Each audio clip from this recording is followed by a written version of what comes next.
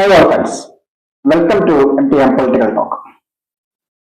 സാധാരണക്കാരുടെ തിരഞ്ഞെടുപ്പായ പഞ്ചായത്ത് തിരഞ്ഞെടുപ്പിലേക്ക് കേരളം പ്രവേശിക്കുകയാണ്. ഇന്ന് അതുമായി ബന്ധപ്പെട്ട ഒരുപാട് വാർത്തകൾ വന്നിരിക്കുകയാണ്. കേരളം തിരഞ്ഞെടുപ്പ് ആരവത്തിലേക്ക്. ഒക്ടോബറിൽ വിജ്ഞാപനം വരുമെന്നാണ് ഇതുവരെയുള്ള വിവരങ്ങൾ. ഡിസംബറിൽ പുതിയ ഭരണസമിതി അധികാരമേൽക്കും. പഞ്ചായത്ത് തിരഞ്ഞെടുപ്പ് സാധാരണക്കാരെ സംബന്ധിച്ചിടത്തോളം വളരെ പ്രാധാന്യമുള്ള ഒരു തിരഞ്ഞെടുപ്പാണ്.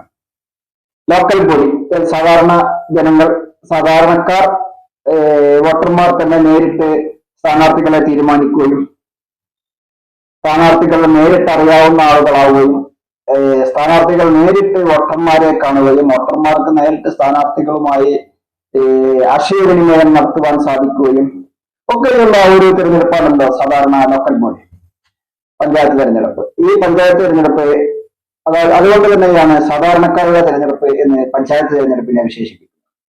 അതുകൊണ്ട് തന്നെയാണ് പഞ്ചായത്ത് തിരഞ്ഞെടുപ്പിന് മറ്റുള്ള തിരഞ്ഞെടുപ്പുകളെ അപേക്ഷിച്ച് വളരെ പ്രാധാന്യം ഏറുന്നത്. കാരണം സ്ഥാനാർത്ഥി ജനങ്ങളും വോട്ടർമാരുമായുള്ള സംവാദം, വോട്ടർമാർ നേരിട്ട് അറിയുന്നു.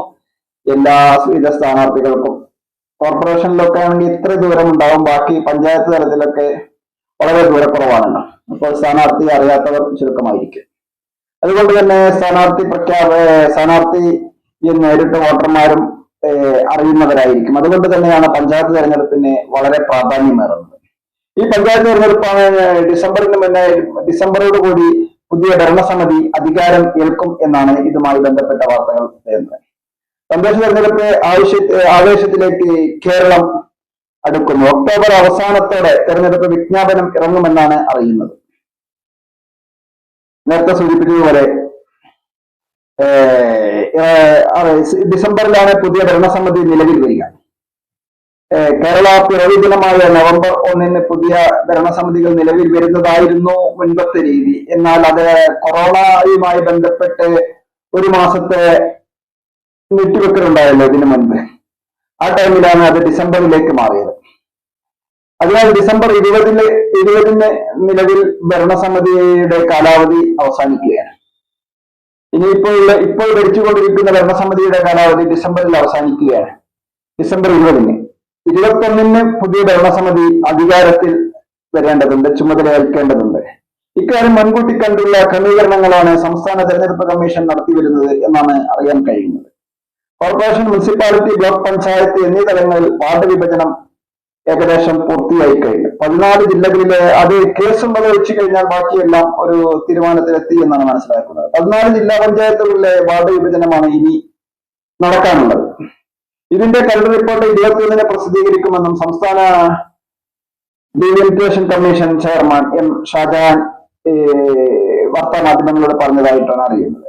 അതുമായി ബന്ധപ്പെട്ട വാർത്തകളാണ് ഇന്ന് വന്നുകൊണ്ടിരിക്കുന്നത്. 14 ജില്ലാ പഞ്ചായത്തുകളിലെ 15 വാർഡുകളാണ് വർദ്ധിക്കുക. ജില്ലാ പഞ്ചായത്തിന്റെ കാര്യമാണ് പറഞ്ഞത്. 15 വാർഡുകൾ വർദ്ധിക്കാനാണ് സാധ്യത. നിലവിൽ 331 വാർഡുകൾ 346 വർദ്ധിക്കും. 152 ബ്ലോക്ക് പഞ്ചായത്തുകളിൽ വാർഡ് വിഭജനത്തിന്റെ അന്തിമ വിജ്ഞാപനം കഴിഞ്ഞ ദിവസം പ്രസിദ്ധീകരിച്ചിരുന്നു. 187 വാർഡുകളാണ് ഇവിടെ കൂടിയത്. ആകെ വാർഡുകൾ 2080 നിന്ന് 2267 വർദ്ധിച്ചു എന്നാണ് മനസ്സിലാക്കുന്നത്. 941 ഗ്രാമപഞ്ചായത്തുകളിലായി 15,962 വാർഡുകൾ ഉണ്ടായിരുന്നത് 17,337 കൂടിയത്. 1,375 വാർഡുകളാണ് കൂടിയത്. 87 മുനിസിപ്പാലിറ്റികളിൽ 128 വാർഡുകൾ പുതിയതായി നിലവിൽ വന്നു. 3,113 നിന്ന് 3,241 വർദ്ധിച്ചു.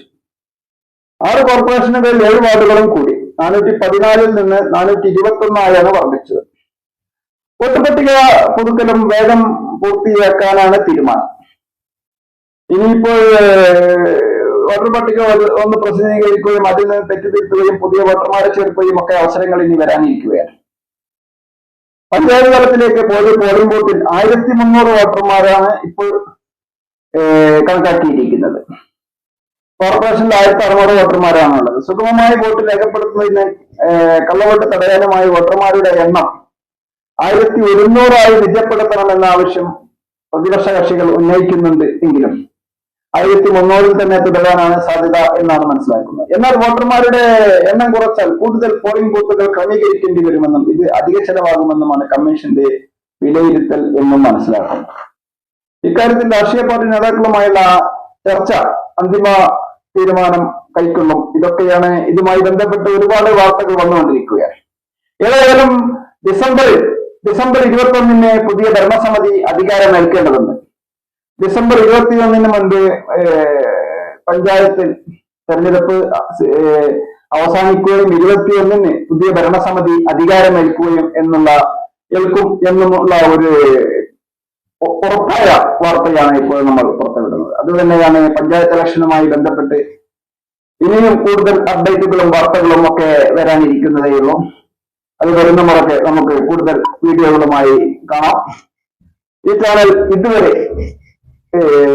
വീക്ഷിച്ചതിന് താങ്കൾക്ക് നന്ദി. താങ്കൾ ഈ ചാനൽ ഇതുവരെ സബ്സ്ക്രൈബ് ചെയ്തില്ലെങ്കിൽ സബ്സ്ക്രൈബ് ചെയ്യുവാനും അഭിപ്രായ നിർദ്ദേശങ്ങൾ എന്താണെങ്കിലും അത് കമന്റ് ബോക്സിൽ രേഖപ്പെടുത്തുവാനും ലൈക്ക് ചെയ്യുവാനും ആവശ്യപ്പെടുകയാണ്. താങ്കളുടെ ഈ വീഡിയോ ഉപകാരപ്രദമാണ് എന്ന് തോന്നിയാൽ താങ്കളുടെ സുഹൃത്തുക്കളിലേക്കും ഷെയർ ചെയ്യുവാനും അഭ്യർത്ഥിക്കുന്നു.